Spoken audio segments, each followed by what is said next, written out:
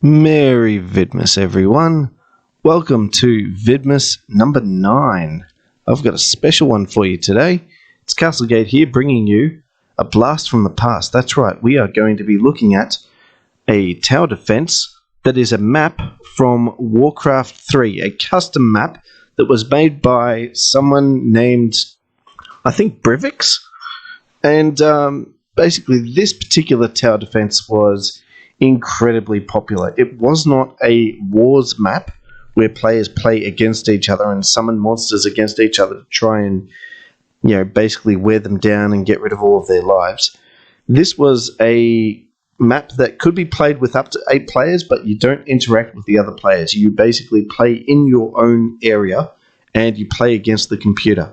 It's 50 waves of monsters going through your map, or your maze, I should say, and every 25 waves there's actually a damage test of sorts to show how much progress you've done so far and how strong or weak your towers inside your maze and how strong or weak your maze itself actually is. You've got a rerunner at just after wave 25, and then you've got the damage test at after wave 50. The rerunner on wave 25 has, I think, 50,000 hit points and a decent chunk of armor as well. Whereas the damage test has more armor, I think, and 10 million hit points. It's very difficult to beat the damage test, and that's pretty much the entire premise of everything that you do leading up to basically the damage test at the very end. The idea is to beat the damage test and just make sure that you don't lose to some sort of silly little mistake along the way. Now, it may look like I'm placing rocks sort of in a diagonal fashion here all over the place. It's kind of strange to look at, but really what I'm trying to do is I'm trying to build parts of a maze that I already have a design for in my mind that are going to be built in places so that, at least for the start of this particular game, I'm not going to lose to monsters or flying monsters. Now, this particular tower defense is kind of special compared to all of the other tower defenses that were made prior to it because, number one, it's actually quite high quality, all things considered. You can tell that there was quite a lot of effort put into making this map. Okay? The everything about it is nice and symmetrical. You can actually, you are guaranteed to be able to play exactly the same field as all of your counterparts who are playing in other areas. This one particular was played just by me alone. This map is actually quite fun alone, if I'm going to be honest. You don't really need to play it with anyone else. It's quite challenging, and also everything about it, the way that the hit points ramp up as the waves progress or the levels progress for all of the monsters, the damage output and the cost of upgrading towers and so forth as you get them, the weird way in which the mechanics work between having different gem types down and being able to combine them and all of this stuff. This was all kind of, especially the whole combining, laying down gems and then being able to combine or upgrade or downgrade gems or so forth and combine them to make, very powerful towers. This was all kind of new. It was unique. And also what you're seeing there on the screen, that red thing on the ground, that is called a spell slate. There was also an introduction of these things called slates that had no hitbox and could be placed anywhere on the field. That was also a new mechanic. It was actually, new-ish. I think things like that did exist. There was another map that's older called Stackers TD, which is pretty fun, which also used the mechanic of having no hitbox on towers, which basically means exactly like what it sounds like. You stack your towers on top of each other, much like, I think there was a mechanic, sort of like a glitch that you could take advantage of in StarCraft, the original StarCraft, where you could also stack cannons on top of each other to make like a very powerful, what looked like a single cannon, to make good use of the room that you had. This game, this map had quite a lot of good stuff in it, and also it was very fun because the map maker decided to make this map playable for up to 8 players at a time instead of 1, it was also a very social game. It's a relatively chill map to play, all things considered. When the waves are going, and by the way, it doesn't play as fast as this. I've got it on like 2.5 times speed, otherwise we'd be here forever. When you play this map, you've got a lot of time on your hands. Like right now, I'm just looking at the towers, doing their thing, taking down the monsters, and it's taken a while. There's not really anything more for me to do, so you'd be chatting with other players, or you'd be going to the middle and you'd try your gambling to see whether or not you could somehow very cheekily get a little bit more cash, or lose a little bit of cash, depending on how you go there. But yeah, this map is... Don't underestimate how fun this map is. It is ridiculously fun. And also, it has a level of complexity to it in that you can build anywhere on this map except for on those arrow shapes, those dark green, grassy, tiley looking areas that I'm sort of building my rocks around. You can see one on the left, there's one down the bottom, there's one on the screen right now. These particular arrows cannot be built on, so the common thing that everyone did, because there's 6 arrows on the map, what you would do is you would build a maze so that you would have every even numbered arrow, if you thought of it like the arrows would be numbered on where the monsters go. The arrows basically point to where the next arrow is that the monsters would walk to. If you build a maze around that, with the premise of having a maze contained within it every odd numbered arrow, and outside of the maze every even numbered arrow, then you would have a maze whereby there would be at least a small area, or depending on whether or not you built a maze like me, a very large area and where towers would be, that basically would have 6 times the ability to shoot down the same ground monsters. Not air monsters, unfortunately, but ground monsters. They would go ahead and pass through the same area 6 times, which means your towers had 6 times the amount of time to go ahead and take down all of the monsters in that wave. This particular maze that I make, it's not quite finished yet. I'm still trying to kind of make it in a way so that I'm still able to kill monsters on the ground very quickly, but also keep on building up the shape. It's basically kind of like a U inside of a U that leads to basically having 3 of the 6 arrows contained within it. Basically, the arrows you want within it are that arrow that you see to the left, that arrow to the top right, and lastly, the bottommost arrow that points to the right. We'll see that in a second. Oh, and you see, I'm actually firing gems. If you picked up on that, I'm actually firing at the gems that I've laid down, because this map, it has a few little Easter eggs in it, actually. One of the main Easter eggs is that you can combine 2 gems if those 2 gems are exactly the same. You don't have to, but you can. But if you go ahead and use one of those gems, or if you somehow use the gems that you've laid down to attack each other and have only one of the gems that you want to combine left, and you wait for a while for all the others to disappear out of the screen first before hitting that combine button, then what you do is you get a double upgrade. Instead of upgrading the quality of your gem once, you upgrade it twice. So I was able to, and you see right there, I took a flawless gem and combined it up to a great gem, which is the most powerful type of gem that you can put in the game. I should actually talk about the gems, actually. Let's talk about that. There are 8 different types of gem that you can have, and there are 6 different qualities of gem that you can have. Now, for the most part, you don't really want to finish the game with gems. You want to finish the game with towers that you get from combining specific types and grades of gems together. There's a list of different towers that you can go ahead and combine to. I think the list has something like 14 or 16 different towers or something like that. There are a couple of buildings down there in the bottom right that's not on screen right now, but if you look at the minimap, there's a few buildings sort of closer towards the center, in sort of like in the center from left to right, and sort of a quarter down from the top of the map. You'll see a few blue buildings next to a few white buildings. Those are the buildings that will tell you what towers require what gems to be combined to make that tower. And also there's another one about what slates do, and also what slates need to be combined with other slates to create even better slates.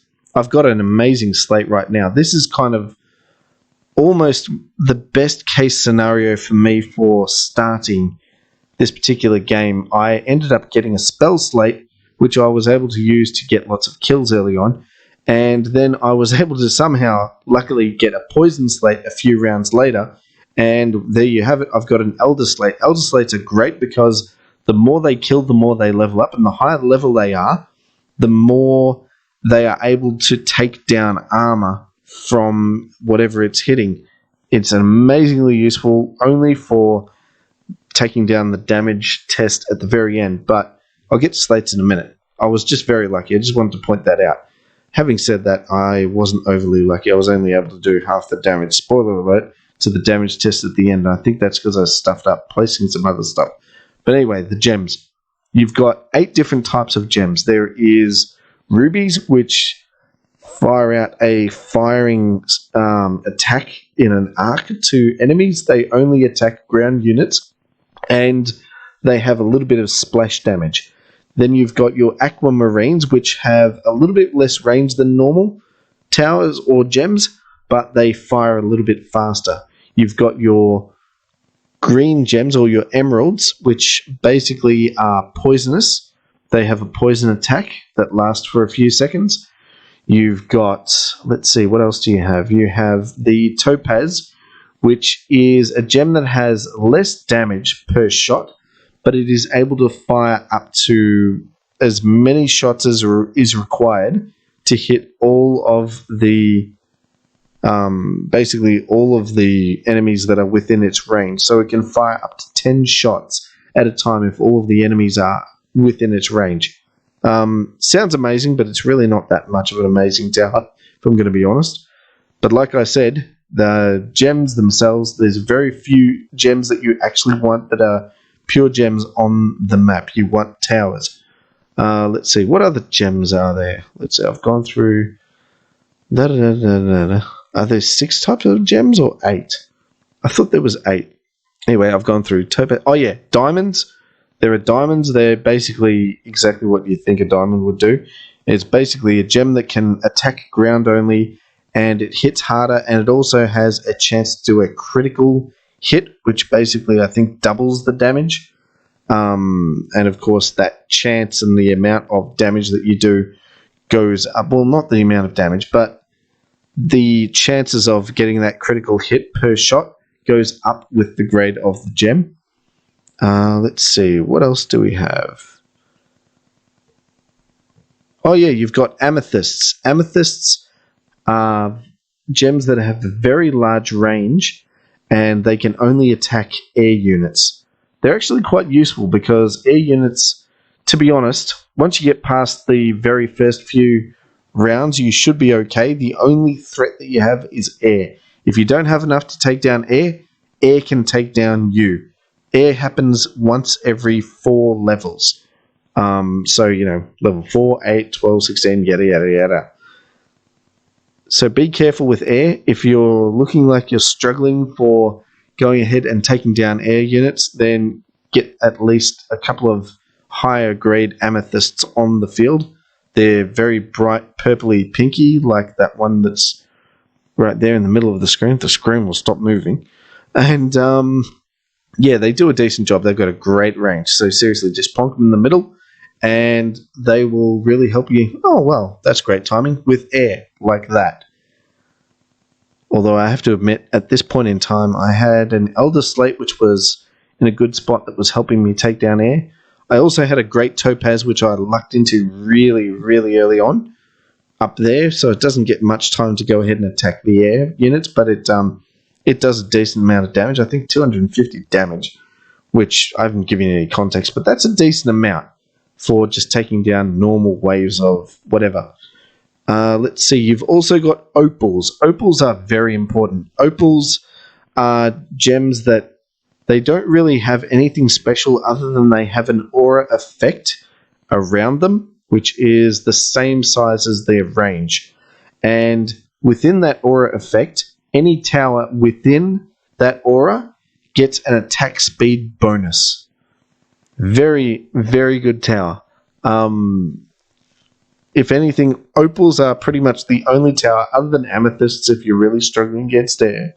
Opals are the only really good gem that you might actually consider trying to get onto your field near your gems, because especially a great opal speeds up all gems within its huge area of effect by about 50% attack speed. It doesn't sound like a lot, but trust me, in a game like this, it makes a big difference. Let's see, what else? Let's see, you've got your topaz. Oh yeah, the last one is, of course, the blue one, which is sapphires. Sapphires basically, they do pretty much what you would think a blue tower would do. They slow things down with their attack. That's all they do.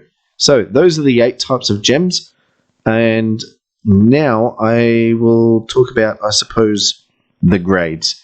There's the lowest grade, which is the chipped grade. To be honest, there is only 3 towers in the game that require chipped gems, and 2 of them require only chipped gems. Basically, you've got your silver, which is kind of like a splash damaging. I think it's not ground only, if I'm not mistaken. It does attack air as well. Silver is kind of like a very basic tower. You can get it by combining a sapphire, a diamond, and a topaz, and they all have to be chipped. Okay, you might combine those 3 and you've got a silver. What do? Well, every single round, actually, I'll tell you, first talk about how you get these gems in the first place. At the beginning of every round, before the monsters come, you have as much time as you want to lay down rocks. What happens is when you lay down these rocks, they're not rocks. At the start, you put them down and they have like a cooldown and they look like a question mark, but the question marks quickly turn into gems. What gems you get, it can be any color, it's completely random, but the type of gem, the grade of gem, depends on what your chances are for getting, what types of grades of gems. Basically, you get 5 choices, and then, just like this, you pick one to keep. Or you pick one to combine from 2 if you get 2 exactly the same, to keep an upgraded version of it. An upgraded, as in upgraded grade. In this particular instance, I kept a perfect amethyst. That is the second highest grade you can get. That really helped me with air units. Plus, also, I think at that time I didn't really get much of a better choice, to be honest.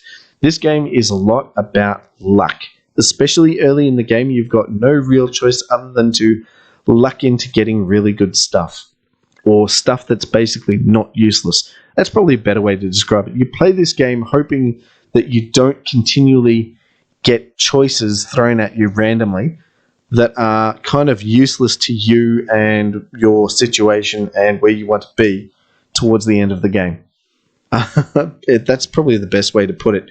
Yes, after a certain amount of time, what you can do is you can increase your chances of getting better grades. You can increase your chances of basically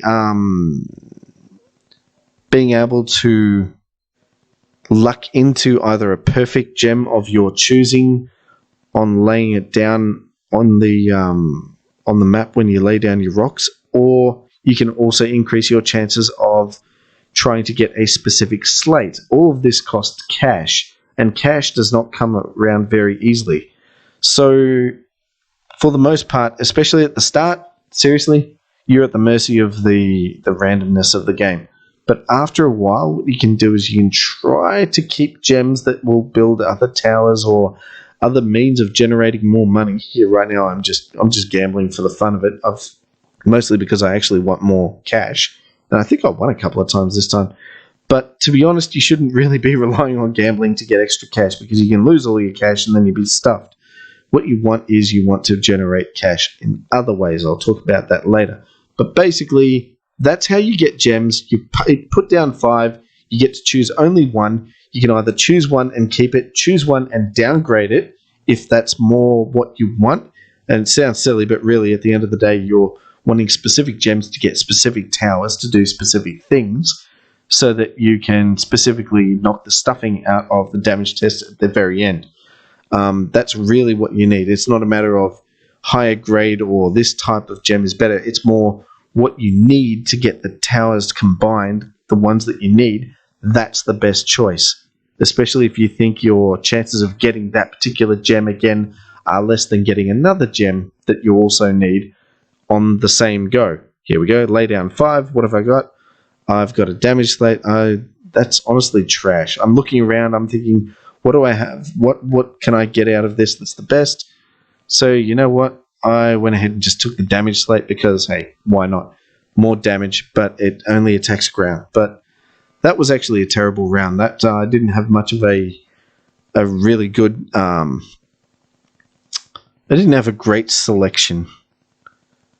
That really sucked, actually. In fact, while playing this particular one that you're seeing right now, generally sucked, actually. There were a lot of rounds where I thought, I started out great with an Elder Slate really early, but you know what? It wasn't leveling up quickly enough, and I had no hold slates to give it more of a chance to get more kills, to upgrade and all this stuff, and I was getting all of these gems that I didn't need, and that kind of sucked. But, at the end I thought I did okay. Unfortunately, I didn't do that great. I've beaten the damage test many, many times years ago. Unfortunately, this particular time, it didn't happen. But anyway, oh, look at that. Two perfect opals. I combined those, and I've got a great opal smack bang right in the middle of all of my towers. That is amazing. That was great. That's when my spirits lifted. Back to the gem grades. You've got your chip gems, and you can make a few towers, but honestly, they're just beginner of the game towers that maybe make your life a lot easier in the first few beginning levels, but by the same token, they can also hog kills from other towers or slates that you might have later on down the track. So it's kind of a bit of a trade-off. Do you or don't you? I've got a couple of them. You can see right there, there's this like orangey red fiery looking egg, and just to the left of it, there's this weird 3-peaked tree looking thing. That's the tree-looking thing is called a malachite.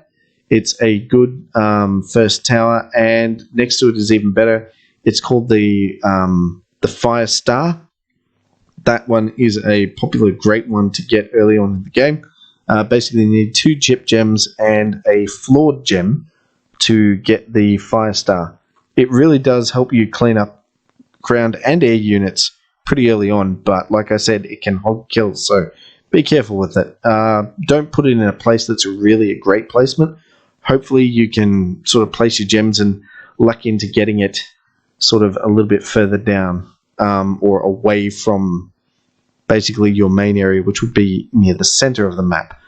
Now, you've got chip gems, then you've got flawed gems, which is the next grade up. And then after that, you've got just your gems. They're the name of the gem. So you've got your diamond, your topaz, and all that. Other ones have prefixes, so flawed or chipped versions. Next up, you have flawless versions, which is grade 4. They all look like that purple egg-looking thing in the middle. All of them look like that. For the other grades, they all look kind of different. Perfect gems kind of look similar. Chip gems all look kind of small, but normal and flawed versions, they all kind of look a little bit different. The only way you can tell is by actually either memorizing it or just clicking onto it and looking at it and seeing what its prefix is. And also you can tell what gems are what type of gems by their color. Except for the emerald. That far off to the right now, that pillar with the yellowish top and bottom with the green around band in the middle, That one's actually an emerald. It's not so obvious. Whereas the one just below it, if we pan down again, there, right down the bottom right corner, there's this greenish looking tower with a couple of runes on it. That's an aquamarine. Those are normal gems. Those are grade 3. So it takes a little bit of getting used to know what is what, but it's not really that hard. There's not that many combinations. And because you're constantly looking at what gems are required for what towers and stuff, you by playing this game a couple of times, you quickly learn what's what. It's not a great difficulty curve. So you've got your flawless, and then lastly, and I've talked about this before, you've got your perfect gems. Your perfect gems are great. Perfect gems are essentially the top tier that you can actually place down in one hit. Unless, of course, you can combine 2 perfect gems. What I did there with that great opal that I was talking about, that was just incredibly lucky. I didn't even try to increase my chances for that. That just happened naturally. That's very rare. Most of the time you'll be getting perfect gems, which are good. Perfect gems are basically the top tier gem that you need to create most top tier towers. In fact, I think there are only 4, correct me if I'm wrong, but 4 or 5 towers. Actually, yeah, how's my counting going here? So you've got 1, 2, 3, 4, 5, 6, 7, 8, 9, 10, 12. I think you've got 12 towers. Yeah, that makes sense. You've got 12 towers that you can combine gems with to create. Of those, only 4 of them don't require a perfect gem. So 8 perfect gems, 8 towers require perfect gems. They're all different towers based off whatever gems they need, plus 1 perfect. And because there's 8 different types of gems all up, there's your 8 towers. So perfect gems, honestly, they're just bigger and badder versions of whatever you've got of those gems. But like I said, unless you've got a great opal, or another good useful one is a great diamond, because they hit really hard against ground, and the rerunner plus the damage test at after level 25 and after level 50, they are ground units. So a couple of great diamonds isn't a bad thing to have, to be honest, because they have an insane critical hit component to them as well. But honestly, great opals are fantastic. If you can't get a great opal down, then a perfect opal is good as well. It still speeds everything up within its range by 35% instead of 50%. Obviously, you want the great opal. Oh, and also, for those of you who are thinking, maybe we can stack them, or stack different types. Nope. There are very few towers where you can go ahead and stack the effects of. That's more towards other towers, but as far as opals are concerned, basically, whatever the most highest grade opal is within range of a tower, or a tower is within the effect of the most greatest sort of graded opal, that is the opal with which it takes its aura of effect from. So you can't stack different opals, or you can't stack same opal and get more stuff. There we go. I'm about to combine an opal. I had enough to get a black opal. A black opal, unupgraded, within its big aura of effect, allows all towers within it to have a 30% damage increase. If you upgrade the black opal to a mystic black opal, like what is selected right now, then that is upgraded to a 40% bonus to damage to all towers within its range. Now, this is one of those towers that's, like I said, is rare in that you can stack similar auras. If you have a mystic black opal, 40%, and nearby a black opal, unupgraded, for 30% extra damage, then every tower within the overlapping auras of those 2 towers actually gets a 70% increase in damage. And like I said, in a game like this, that's huge. So yeah, what you want to do essentially is you want to get a whole bunch of towers. I won't go into the details of what gems you need to get to play these towers down. You can go ahead and, if you've got a copy of Warcraft 3, you can go ahead and download this map and you can play it yourself. It's Gem TD version 3.1.10b. It's the best version. It's always been the best version. I highly recommend you get it. play it. It's amazing. The towers you need, at the very minimum, are a Pareba Tourmaline, of which you can only get one and upgrade it to the max. Like I said, you can also get 2 Black Opals, one upgraded, one not. They all have like an aura of effect. The Pareba Tourmaline actually goes ahead and reduces armor of any enemy that's within its range. So have that sort of near the center. Same thing with 2 Black Opals, one upgraded, one not. And you're already making your monsters weaker and your towers stronger. Next up, like I said, Great Opal is the best thing to have every one of your towers in range with. So that way you've got a 50% increase to your attack speed. And then after that, you've got other towers that also help sort of similar along the lines of weakening enemies or strengthening your towers. The gold can be upgraded to desolate something like, I just got it then actually, Egyptian gold, which basically takes down 8 armor off whatever it's hitting. So that is also an absolute must tower.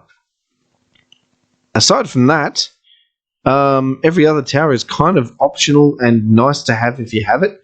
Like for instance, just to the bottom right next to the Egyptian gold, you've got this green tower looking thing.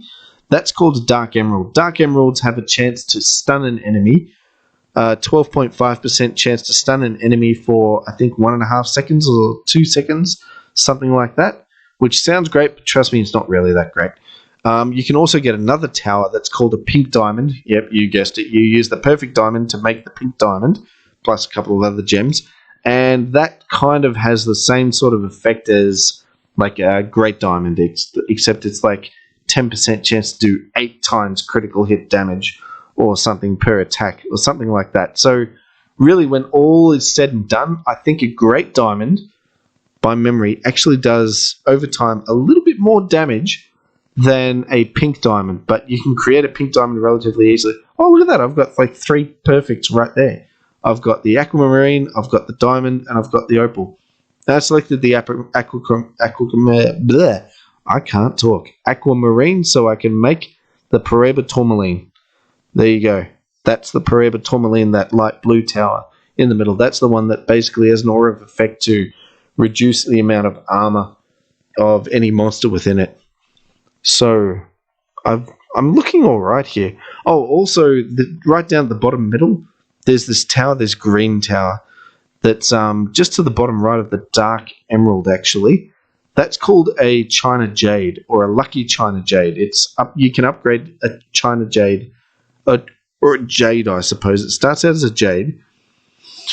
Then you can upgrade it to a China Jade, and then lastly, you can upgrade it again a second time to a Lucky China Jade. A Lucky China Jade has a 1% chance when firing a shot to go ahead and essentially give you half of the current levels number in cash. That doesn't sound like much. It's only half the current level, so that would be half of 39, which is, when rounded down, that's only a piffy, 19 cash, and only 1% of the time. But if you've got a great opal, around nearby, then that China Jade, every round it will probably give you that cash bonus 2 or 3 times if you're lucky. Okay, so over time that adds up and it makes you rich. If you get a couple of China Jades going early on in your journey, then you're laughing for cash. By the time you get to the very end, you'll have like 3,000 or 4,000 cash spare and you won't know what to do with it. So you can go ahead and gamble your life away. Let's see, what else is there? I mean, there's a whole bunch of other towers which I say are just optional. Like, for instance, you see there's this weird sort of purpley looking burgundy rock thing there just above my great opal. That's called a uranium 235. It's not a great tower, if I'm going to be honest. It just does consistent damage to all within a little aura of it. It's only like a 400 range aura, so it's not much. It's like 2 rocks worth of range. And also you can upgrade it to give it like these fire burst ability, which is kind of similar in function to topazes, in that it'll attack every single enemy within range if possible. It only does 70 damage per attack though, so it's kind of like a group hug or group group squeeze attack, if you will. It's not special. So, yeah, I only have it because I couldn't get something better at the time, and I just happened to have all of the damn gems, so I thought, all right, stuff it, I'll just get it. Let's see, there's other stuff as well. But yeah, for the most part, don't die to air. Get those towers and you'll be fine. Lastly, let's talk about the slates very quickly. Firstly, I talked about the spell slate. Spell slate is amazing. The Elder Slate is what you really want. Desolates armor, and it also does a decent amount of damage as well. Next, you've got your Wraith Slate, which is a combination of a couple of slates called the Opal Vein Slate and the Cold Slate. Basically, you combine those together, you get this Wraith Slate, which has a very, very, very tiny attack range, but basically it constantly chews at and uses a fire attack to attack whatever enemies are on it or right next to it. So basically it's like 200, 200, 200, 200, 200, 200, 200 damage. That's quite a decent amount. So, and also that damage goes up the more kills that slate has. So Wraith Slate is good to have. Thirdly, the upgraded slate that nobody cares about is the Viper Slate. I think it does give a tiny 10% attack speed bonus to all towers within a small range. I mean, it's nice, but honestly, you can do without it. Instead, focus your attention on the slate that you're going to try and get at least 3 of, maybe 4 of, and if you're lucky, 5 of before the very end, and that's called the Ancient Slate. Now, it's a combination of 2 other slates called the Hold Slate, which basically attacks ground only, and it only attacks ground units that pretty much step on it. And what it does is it stuns them for about, I think, 1.5 seconds, and it has a 2-second cooldown. So basically it stuns, and then by the time the creature's walked off, it still hasn't finished its cooldown. So it holds ground units in place. And the second slate that you use to combine from is an air slate, which is just kind of like a slate that looks like the hold slate, but a purple version, and it only attacks air from range. Neither of those are overly special, but an Ancient Slate is the combination of those two, and an Ancient Slate will hold a unit for 2 seconds, I think, and its cooldown is 2.5 seconds. Now, the Ancient Slate has a little bit more of a range than the Hold Slate. Not much, but a little bit. And with the slates in this game, if you try to place down slates all in the same spot, even though they don't have a